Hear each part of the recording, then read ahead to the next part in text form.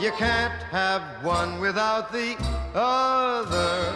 That was a classic Frank Sinatra song. You would think it was Jersey Joe Piscopo's 2-hour Sinatra extravaganza. No, it's a perfect lead in. He says, brother.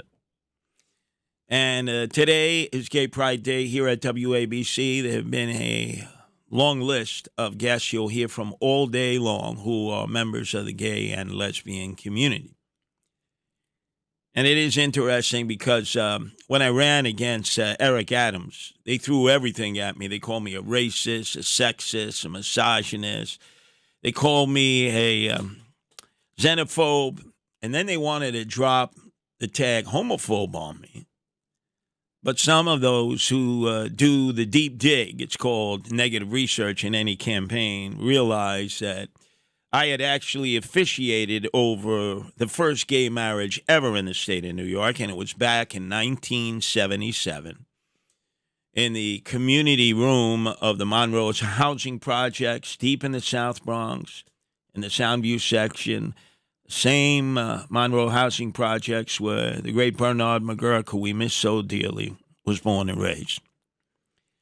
And I was marrying my closer, Ralphie, meaning closer because I was the night manager at McDonald's. You know that. That's where I started the Guardian Angels in 1979. He had requested of me that I marry him to his boyfriend, Vinny. And I asked for the particulars, date, time, and place. And I said, sure, I'll do it. Not a problem. I never had a problem with that. And I did it. I officiated the wedding. Now, most people didn't know about it other than people who worked for me at McDonald's. A great friend of mine helped mentor me as a manager there, keeping me sane and alive, was Don Chin. Was involved with us at the start of the Guardian Angels in 1979. But unbeknownst to me, that one of my other closers, Carl Capatorto, who was born and raised in the Bronx, an Italian-American family, went on to become, in The Sopranos, Little Paulie Germani. He happens to be gay. Had no idea at the time, like Ralphie. Ralphie was flamboyant. You knew he was gay, and he bragged he was gay. Carl wrote this book, Twisted Head, an Italian-American memoir, and in it, he talks about how I had officiated a gay marriage in the South Bronx between Ralphie and Vinny that he had attended. It was in the Huffington Post, January 16th of 2009.